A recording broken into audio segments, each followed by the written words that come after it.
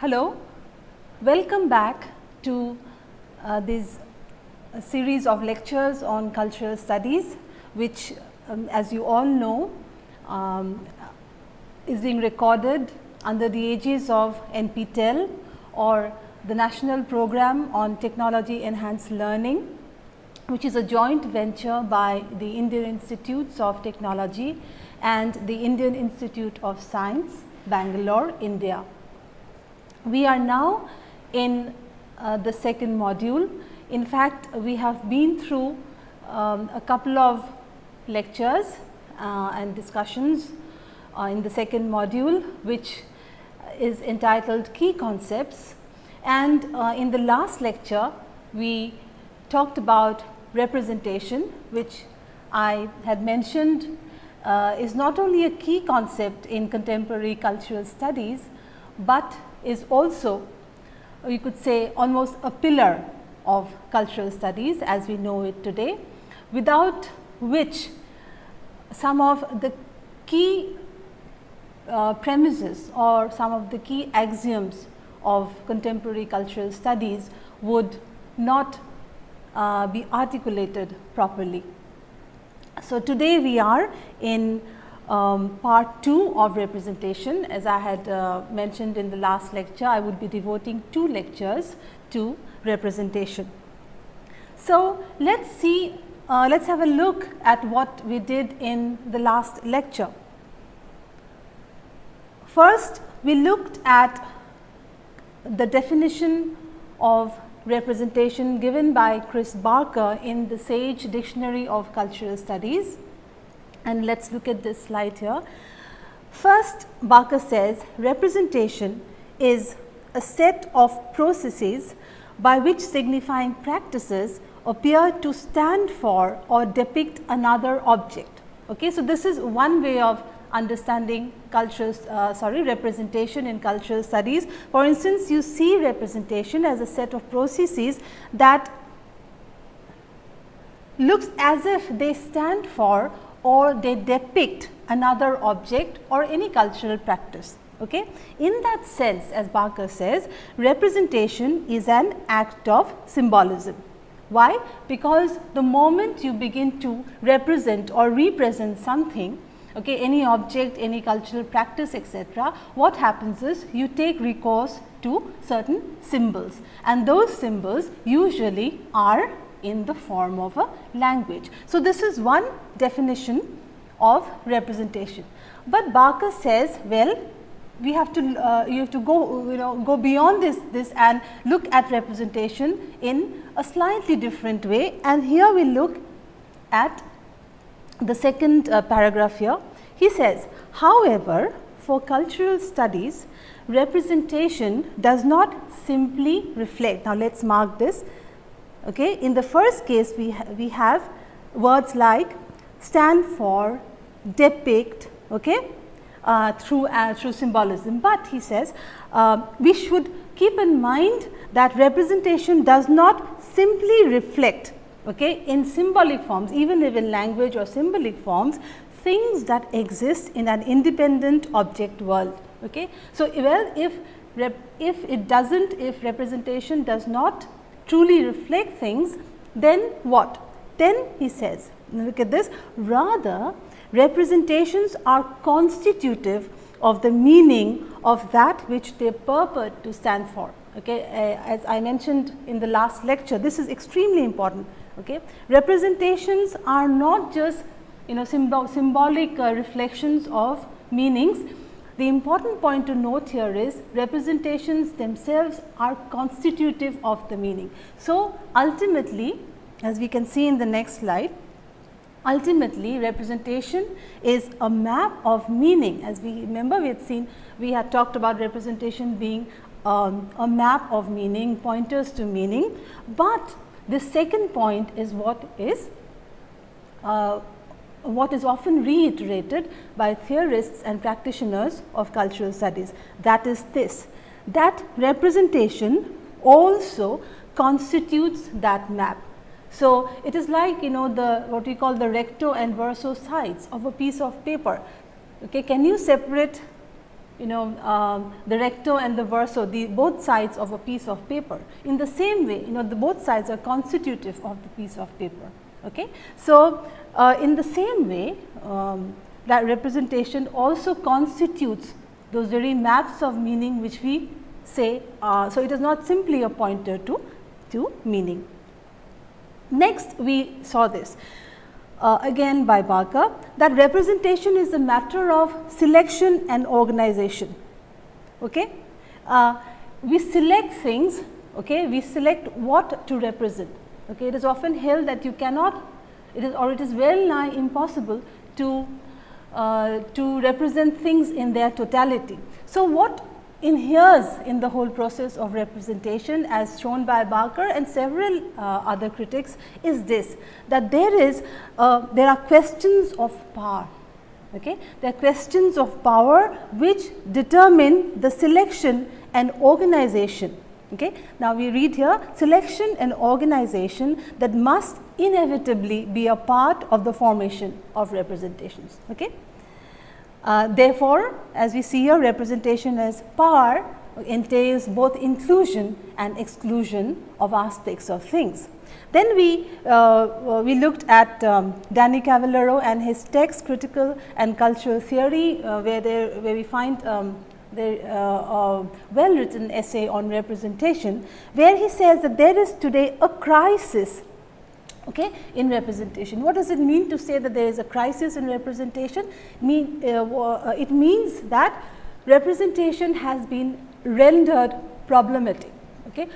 What does it mean I may have mentioned this in one of my earlier lectures, nevertheless, what does it mean for something to be problematized? Simply put, it means that we render, okay, a concept or term or event or process problematic. We look at it as not at face value. Okay, we understand, we begin to discover, and then we realize, okay, that there are many things that are hidden that need to be uncovered in certain topics.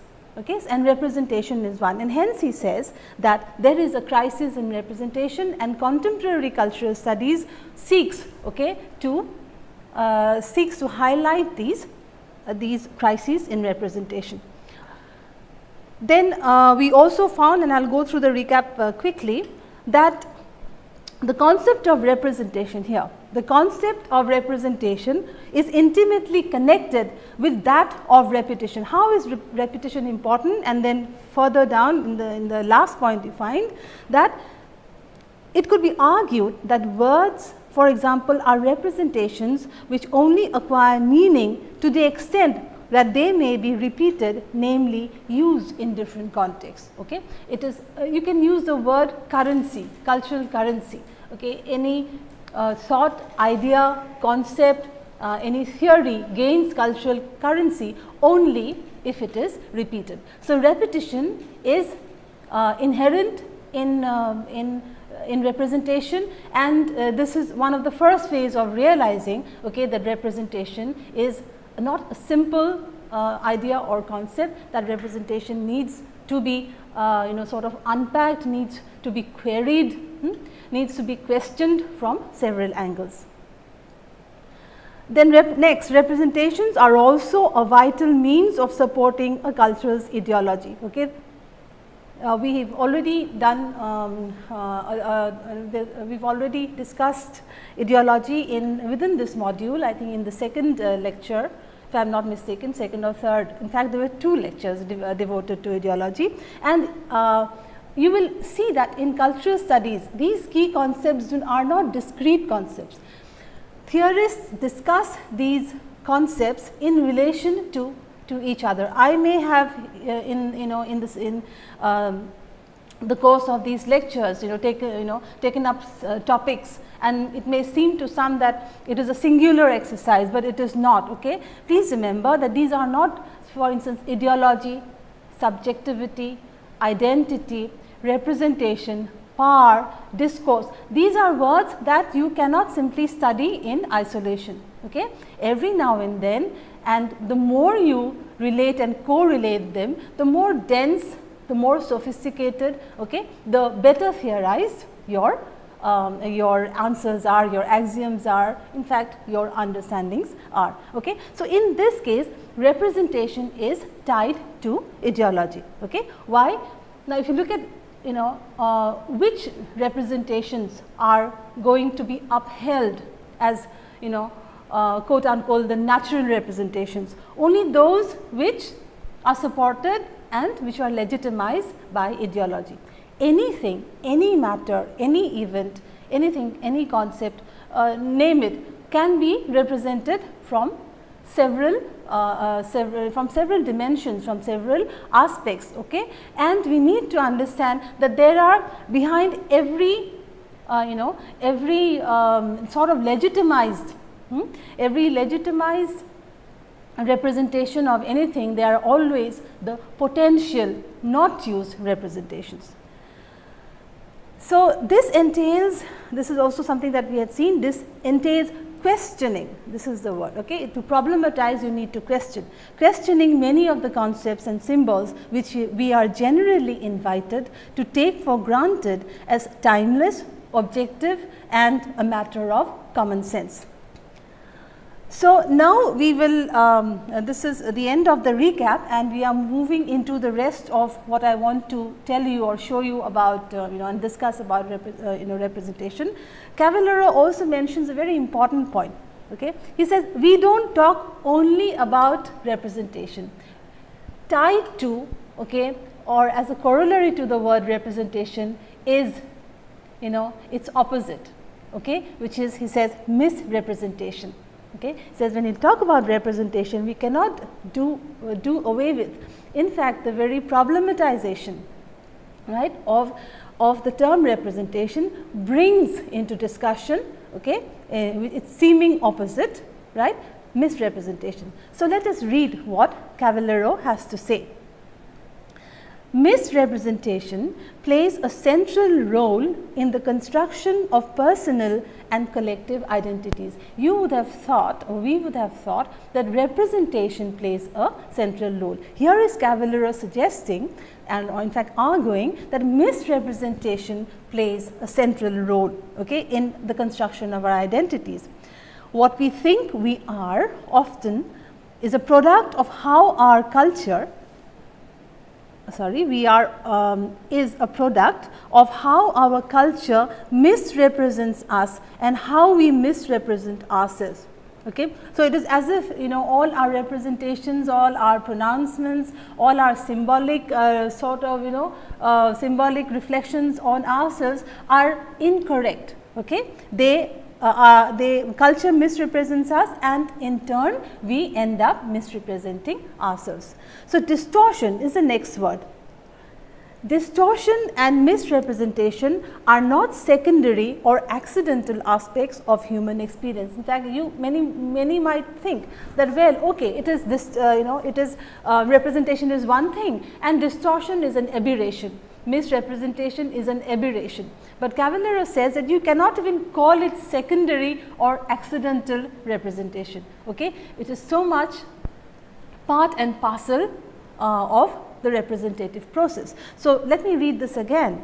Distortion and misrepresentation are not secondary or accidental aspects of human experience. We do not perceive the world as it is, but rather as we have come across this word before, if you remember, mediated by various filters and channels, forms of language and forms of interpretation that do not mirror the world. Okay? So, this is almost established by now, I think, in our discussions. Okay?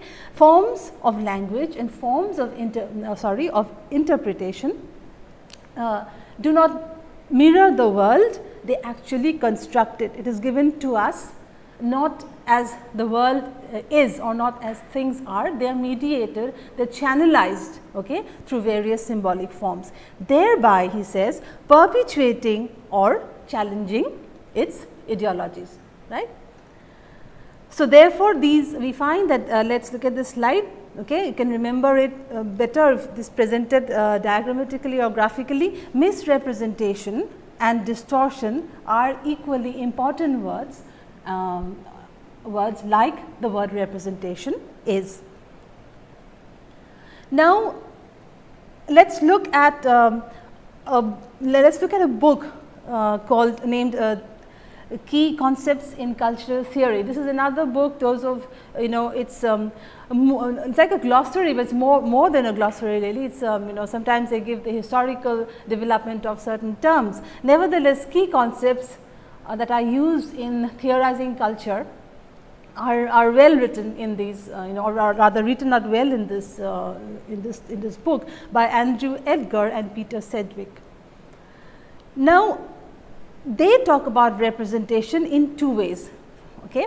Number one, from the point of view of language theories, okay, representation becomes a function of language. Right. Now, let us see the way they have put it is A, it is a representation of thoughts in language, and B, the linguistic representation of the world of empirical experience. The first step is we have thoughts and we couch them in a language. Okay. It is the language as tool school of thought. Okay. Language is a communicative tool school of thought, okay, that looks at language simply as a carrier, okay, of our thoughts. In that sense, representation could be definitely defined as something that seeks to reflect, okay, or represent our thoughts in language. In the second case, it is also representation is therefore the linguistic representation of the world of our empirical experience. On the other hand, in social terms, representation could have a political meaning. For instance, pressure groups, okay, representing a group of people, representing a group of people, maybe going to the government to submit a memorandum, okay, they are also a representation and in social terms. And secondly, representation also refers to the norms and practices representing social groups, etc. How, you say that this way of life, these socio-cultural practices, these are representative of a particular group or a particular community. In that sense also we use the term representation, in the sense of being representative, being the core cultural artifacts, being the core beliefs, being the core everyday practices of a society. Okay. However, having said this, we need to also remember that it is point in this case point B here. Okay, let us look at this slide. It is point B here that has received the most attention in the study of representation in cultural studies, okay, which is the linguistic representation of the world of our empirical experience. Okay, that everything is represented in terms of language, language being the most common symbolic, we may well argue the most common symbolic form. Okay. So, cultural studies, at least the new cultural studies been talking about following the linguistic turn, okay, following post-structuralism and post-structuralism, has posited that even culture is a language. Okay. These representations that we are talking about, the norms and practices, for instance, this last point, the norms and practices, for instance, representing social groups are also or could be read as a language. Now, having talked about that, the linguistic turn, a very important point comes to our mind, and please look at this slide. The question, does language reflect the world? Okay? Does language reflect the world, or its related question, if yes, how far? Now, there are three theories here, okay, which try to deal with the question, does language reflect the world? Among these are, number one, the reflective theory or the reflective school of thought, and next the intentional theory, okay, and finally the constructionist theory. Okay. So, remember the relation between language and the world language and reality are tried to be explained by 3 different theories, and let us see how they try and work it out. Now, in this we are to explain this, we are looking at an important essay by Stuart Hall. There is a book edited by Hall, which is considered in cultural studies a seminal text for us, okay? And we are looking at the essay there, the work of representation. In fact, these 3 theories have been highlighted by Stuart Hall. First, Hall says, he talks about the reflective approach. In the reflective approach, meaning lies in the object or event in the real world, okay? That there in the real world, in the world of objects, actual objects, in the material objects, in the world of actual events, okay, actual phenomena that are happening, okay, those contain meaning. So, simply you just have to reflect, right? You reflect the meaning that is inherent, according to this school, inherent in an object or in the phenomenon, in an event, in the natural world, in the real world, in the tangible world, and since the meaning is there, you grasp the meaning and you represent it, and you can say, and you say, hey, this is a sort of true, this is a faithful, like a loyal representation of, since the meaning is there, I have tried to grasp it and represent it, right. Now, let us look at the slide. Language in this case is a mirror, or is considered a mirror that reflects the true meaning as it already exists in the world. It is also called the mimetic approach. Now, what is mimetic? You will recall that mimetic comes from the word mimesis, which is a Greek word, okay, which means to imitate. So, obviously, the school holds that we only need to reflect as far as possible, as truly as possible, the meanings that are inherent in cultural phenomena, in natural phenomena. Okay. The next approach, as we know, is the intentional approach, and this is, we will learn about it through Stuart Hall's essay. Here, the addresser or the author imposes meaning on the world through language. So, here the intention of the author is important. So, it is not the meaning inherent, the meaning inherent is filtered through. It's the first time now this, remember the filtering, the mediation, okay. The mediation and the filtering occurs here is that, well, the meaning is there according to the reflective school, but the intentional approach says that here you have an agent, okay, through which an agent that is seeking, right, to give you the meaning of the true representation, the so called true representation. But the addresser, author will, according to this, please look at the slide, the addresser or author imposes meaning on the world through language, and importantly, those words that he uses or she uses mean what the author intends them to mean. The word intends, hence the intentional approach. Okay. So, therefore, we already have somebody who is there, we have an agent, and through the agent his or her choice of words and meanings and his or her intentions. Okay. They are important, and our representation is already, so to speak, mediated or channelized by the time it reaches us. Then we have the constructionist approach, which is today considered, an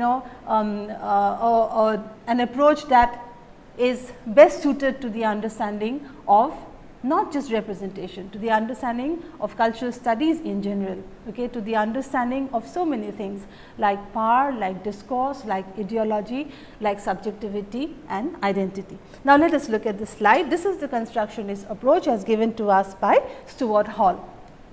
Now, this approach insists on the social character of language. Okay. Remember, we are now leaving the mimetic school. Okay. We are now leaving or coming away from the intentional school, that is the intention of one person, okay, which is the author, right, and we are going into the social aspect of language. The constructionist approach says as well, language does is the vehicle for representation, but we have to understand the social character of language. Here, things do not mean, we construct meaning using representational systems, concepts and signs. The material world and the symbolic or representational world are not the same. This is the, you could say, the final, this is a very important statement.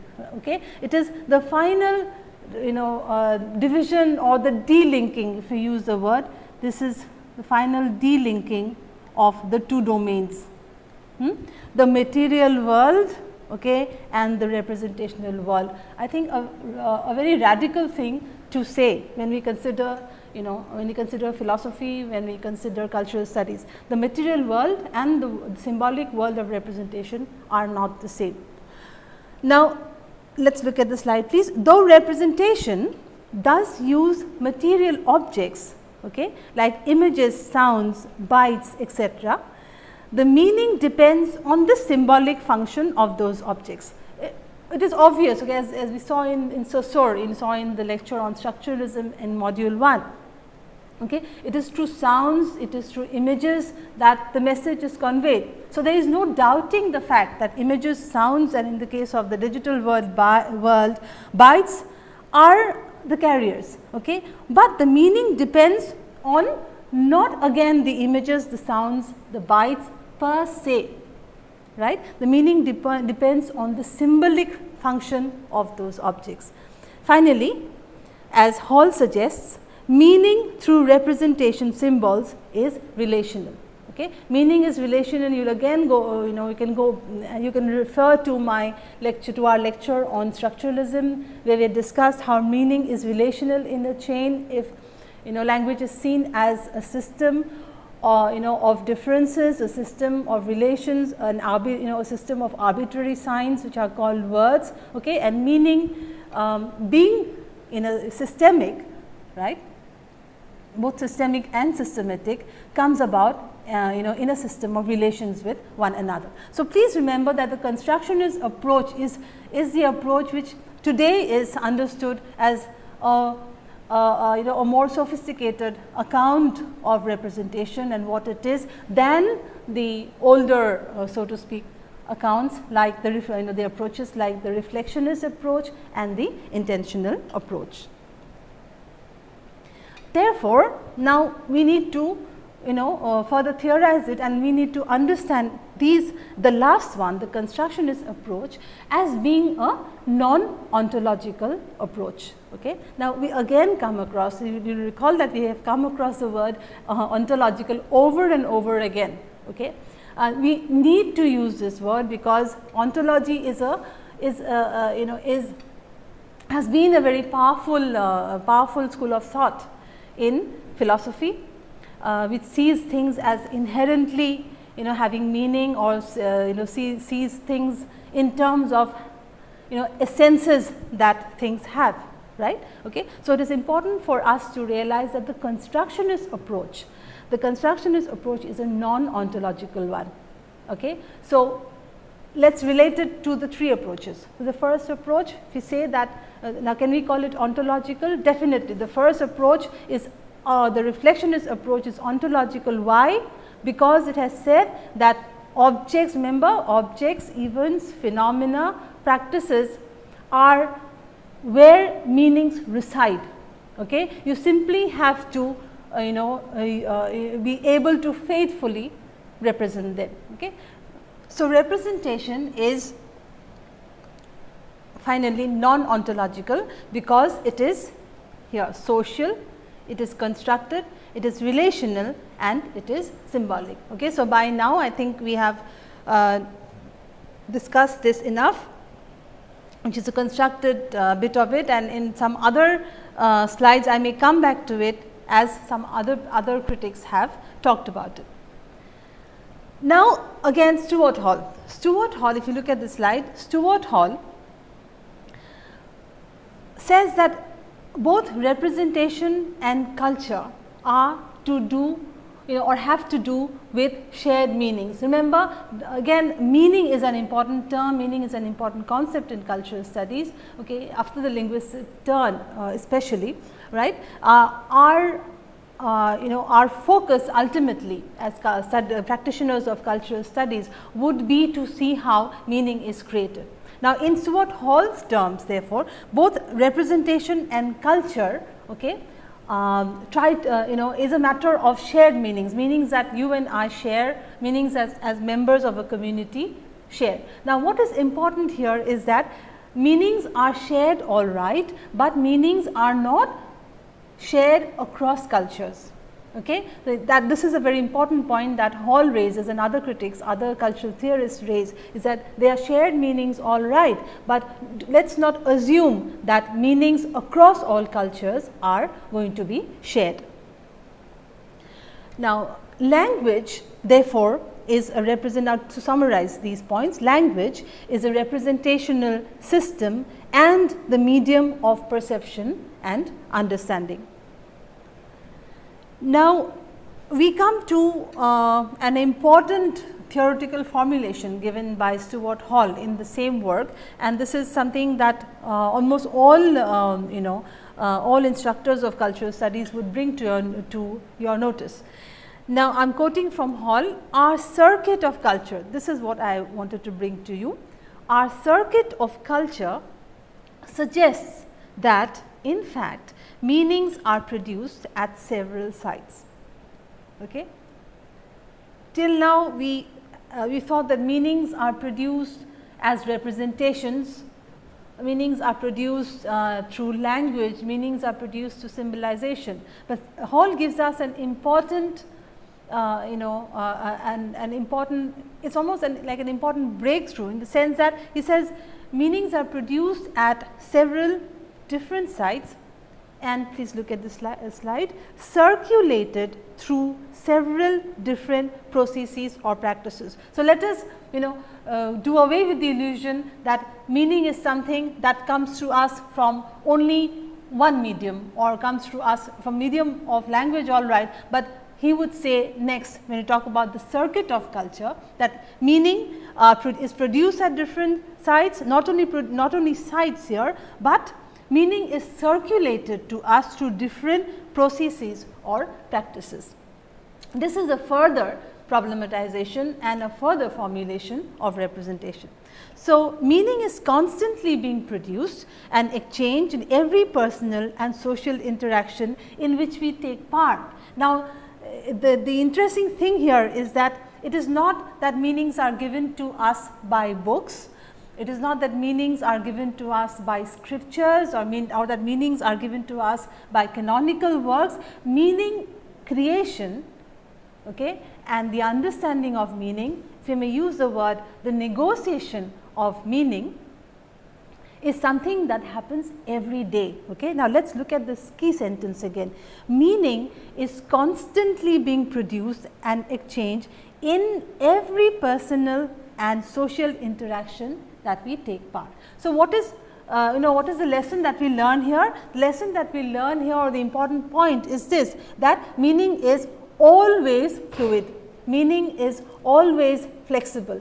As many conversation acts that you have, right, you take part in any social, as many social interactions you take part in, it looks like meaning is, as it says here, constantly produced and exchanged. Okay. This is something that I would say very few theorists have said. Theorists have talked about meaning being produced. They may have even talked about meaning being produced not through one site, but in several sites. Agreed. They may have also said that there are different processes of meaning production, but tying down meaning to everyday practices and the reproducibility of meaning and the constant change and the constant production and exchange of meaning happening in almost every single social interaction and conversation is something that Hall has brilliantly given us. Now, this is Hall's circuit of culture. Okay. So, we will go back again and see what is the circuit of culture. The circuit of culture suggests that meanings are produced at different sites. Now, this is the circuit of culture. Okay. So, it is not therefore enough for us to talk only about representation. It is not enough for us to stop there. We are going to look at processes, we are going to look at sites, and the moment we remember, I had said that in cultural studies, when even if you talk about key concepts, even if you devote separate lectures to the key concepts, in the end you have to tie these down together. You have to talk about this in relation to one another. Why? Because if you do not do that, the entire point of cultural studies is lost. Okay, that things are inextricably related or sometimes even blended with one another. Therefore, in the circuit of culture, apart from representation, what is important are the regulation. Okay. Regulations here are not simply rules in the sense that you understand rules and regulations. Regulation here refers particularly to the regulation of meaning. Okay. The regulation of meaning. As long as we have ideology, as long as we have power, as long as we have discourse and the power of discourse, okay, meaning will always be regulated by the dominant agencies. Okay. And at the same time, right, regulated meaning will always be challenged by people who are challenging the dominant ideology. So, look at therefore, if you talk about representation, you definitely cannot do without talking without talking about the regulation of meaning. Then obviously, this also ties, so it would go like this, they are so interrelated, right. Each is related to the other. So, in that case, identity or even even subjectivity, identity, consumption. Now, well, we have representation, okay. Then we have the regulation of meaning. This doesn't take place as simply an exercise. We also consume meaning. Now, by now I am sure you have understood how these words are related to one another. Okay. Representation and the regulation of meaning, the creation of identity, the consumption of meaning, okay, the contestation of meaning, then of course, before consumption the production of meaning. Okay. These are related, say, inextricably bound with questions of representation. Okay. So, this again is a brilliant move on the part of Stuart Hall. Hall's circuit of culture. And what are the components of Hall's circuit of culture? Representation, regulation, identity, production and consumption. Therefore, ways of producing meaning and communicating meaning work like languages. Okay. So, even the whole circuit of culture that we were talking about just before this, the entire process of production of meaning, of communicating meaning, of regulating meaning, and thereby creating identities and contestations, creating producing meaning and finally consuming meaning, all these work like languages, or rather all these work in a system of difference, all these work in a system of a certain degree of arbitrariness, and all these work in a system of relationality and differentiation.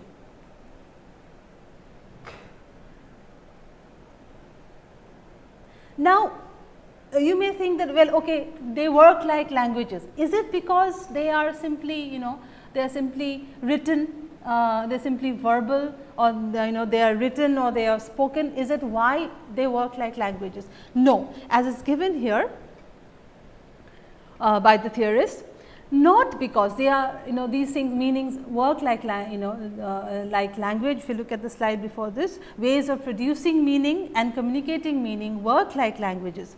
Not, let us read, they are not because they are written or spoken, but because they all use some element to stand for or represent what we want to say, to express or communicate a thought, concept, idea or feeling. The language of the body uses physical gesture, the language of, look at this, the language of the body, okay, The body does not, the language of the body is not done in words, but still we talk about it in terms of a language, we talk about body language. In that sense, as he says, it is not simply that it has to be in a verbal medium or that it has to be written and spoken. We have to understand language in a slightly broader way. For a clear example here given is, for instance, when we use language, in the sense of talking about body language or the language of the body. The language of the body uses physical gestures. The language of facial expressions uses ways of arranging one's features, to mean something, to convey meaning. Television uses digitally or electronically produced dots on the screen. Traffic lights, okay. Now, traffic lights use red, green and amber. Look at this example, for instance, okay. Could we not talk about the language of the traffic system? Okay. If I talk to you about the language and I said this is the language of the traffic system, it means what? It means that the traffic system traffic signal system that we all use, which are which is common almost across at least to a huge extent across the globe, is a language that operates through difference. It is a language that operates through relationality.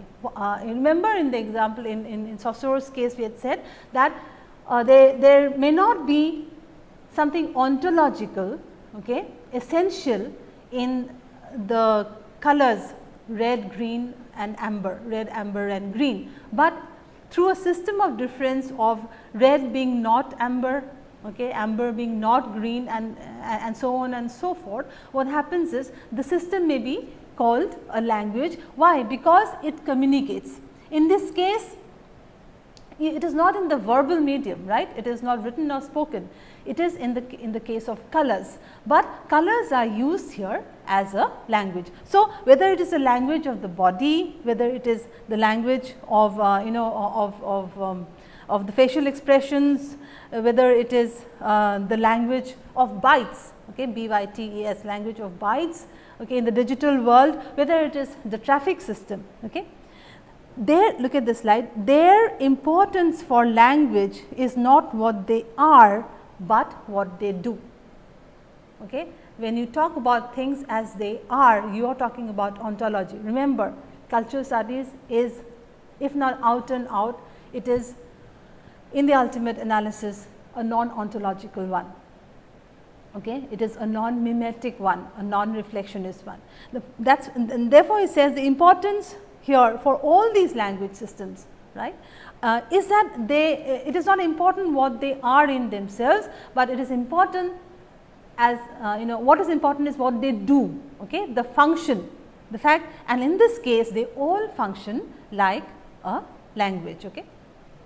Then further, Stuart Hall says, meaning and representation seem to belong irrevocably to the interpretative side of the human and cultural science, whose subject matter, society, culture, the human subject, is not amenable to a positivistic approach. This is the important point here. Okay. It is not amenable to a positivistic approach. Okay. As Hall says, meaning and representation seem to belong irrevocably to the interpretative side of the human and cultural science, whose subject matter, society, culture and the human subject is not amenable to a positivistic approach. Look at the word interpretative versus the word positivistic. Okay.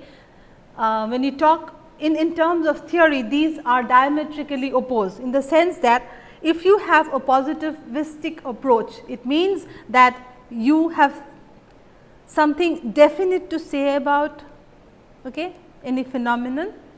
It is measurable, right? It is measurable, it is quantifiable,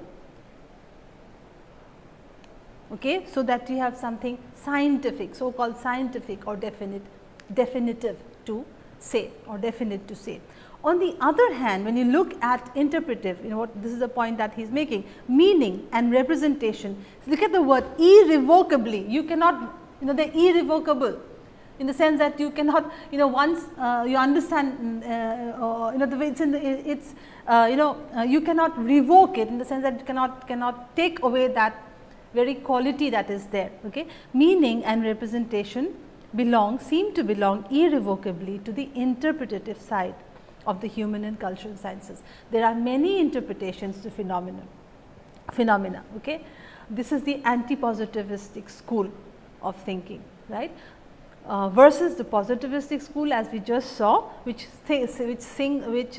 believes, so to speak, that we can use science and you can measure and quantify everything. The interpretative school of representation, of meaning production, okay, even perhaps even consumption, would on the other hand say that interpretation is all. So, there is no one interpretation.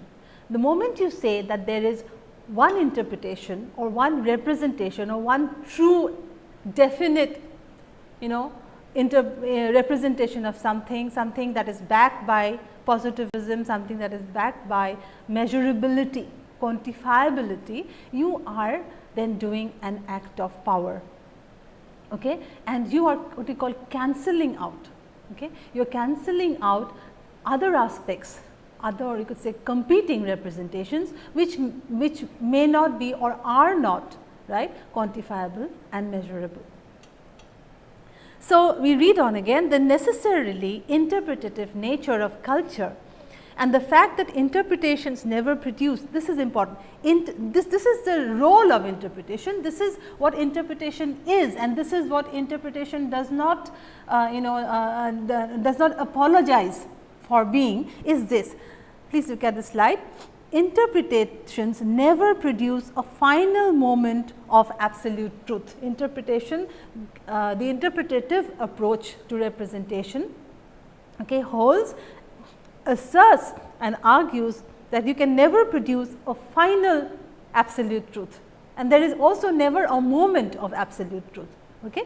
Instead, let us read on. Instead, interpretations are always followed by other interpretations in an endless chain. You, as practitioners, as people who seek to understand cultural studies, would have to begin to think in these ways.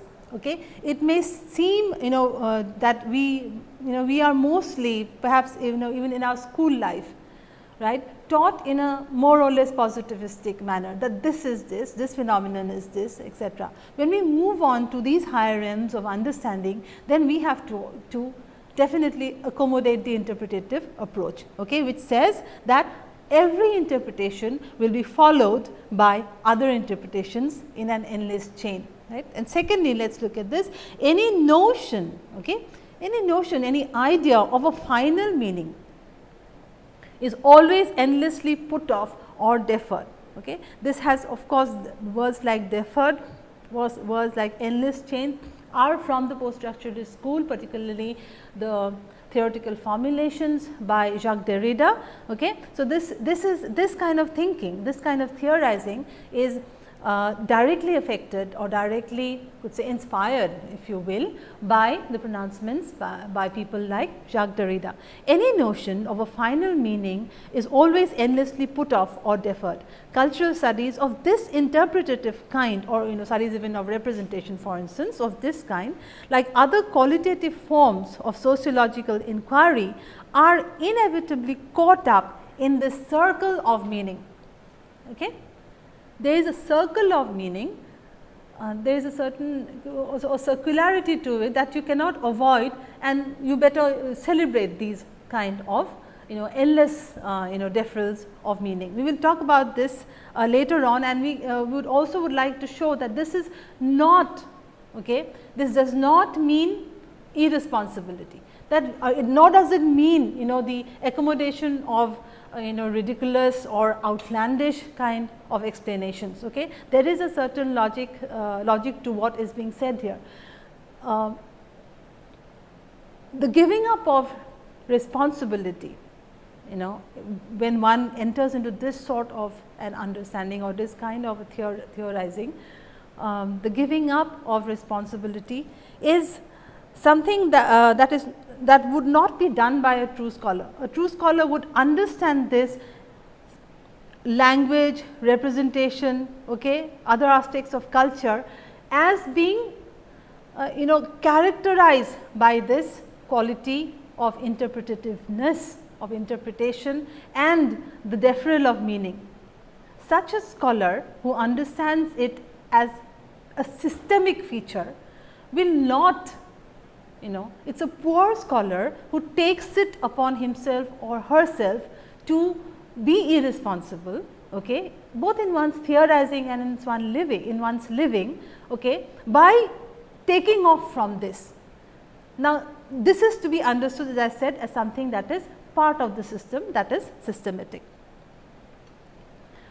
Therefore, anti-positivism, okay, interpretation and the finalizability of meaning and endless deferral, these are part and parcel of the representation process and of culture in general. I will take you back, if you have problems with this kind of formulations, as it is obvious many people have problems with this kind of formulations of simply the interpretative or of or of endless deferral of meanings. One of the ways out is given to us by Chris Barker, and I may have talked about this in module 1. Nevertheless, it is important for us to realize it. He says that given this whole problem, okay, of endless deferral of meaning, one way out would be, he says, let us look at this slide here please, thus I am recommending an approach that recasts problems away from an emphasis on representation.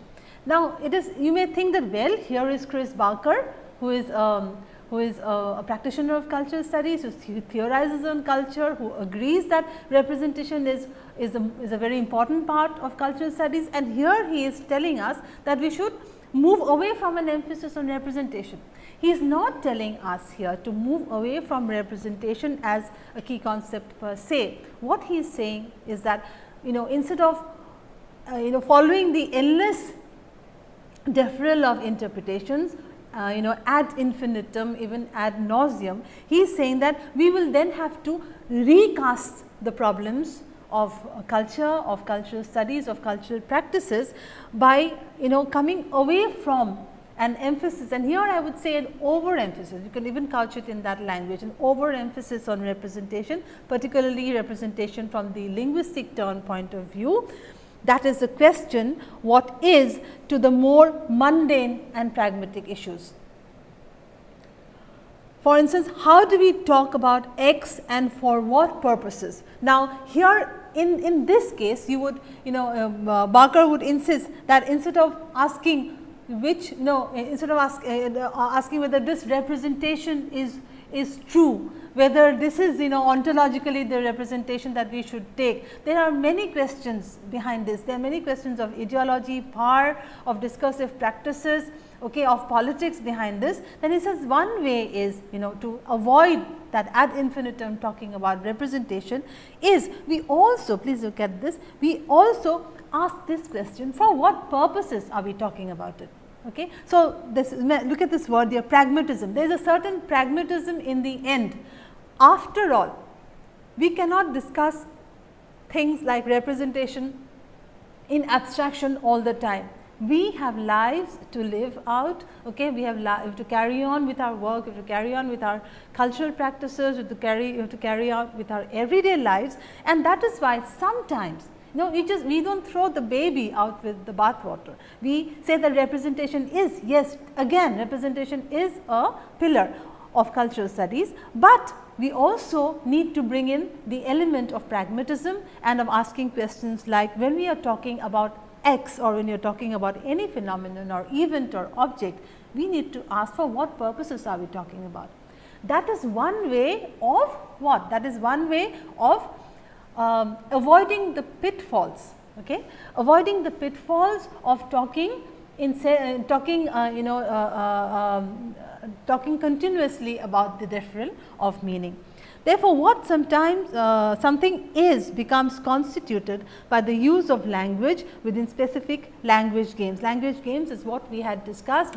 Remember, we talked about Wittgenstein, I think in the first or second lecture in module 1, where entitled Understanding Cultural Studies, okay, and we talked a bit on language games, and I urge you to refer to those lectures further to understand what is meant here by thinking of language from a pragmatic point of view, okay, as language games.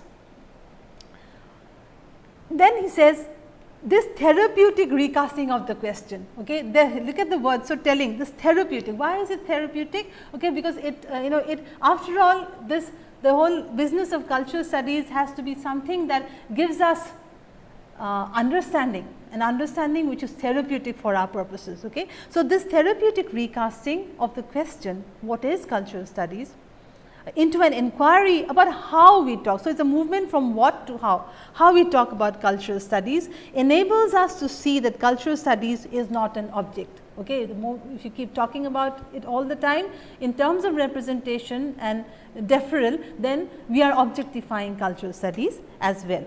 So, let us now come to the discussion and the questions and say number 1. Well, if you get a question like this, why is misrepresentation an important concept within representation studies, okay, which seems seemingly opposite, but it is an important concept. The answer is misrepresentation plays a central role in the construction of personal and collective identities, okay, and it shows us how culture misrepresents us and how we end up also misrepresenting ourselves.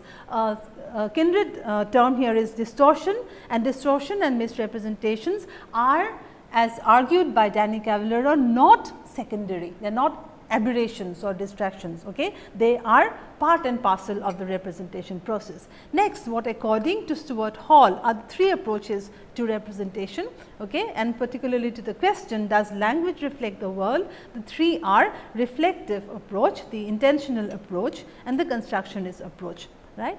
Question number 3, how is the constructionist approach non-ontological? The constructionist, the third, the constructionist approach is non-ontological because it talks about representation, about culture, about reality, about knowledge as things that are social and not individual, okay, or not mimetic, as meaning and representation as being constructed, as symbolic and relational in a system to other things. Okay. So, this is non-ontological and it is non-essential.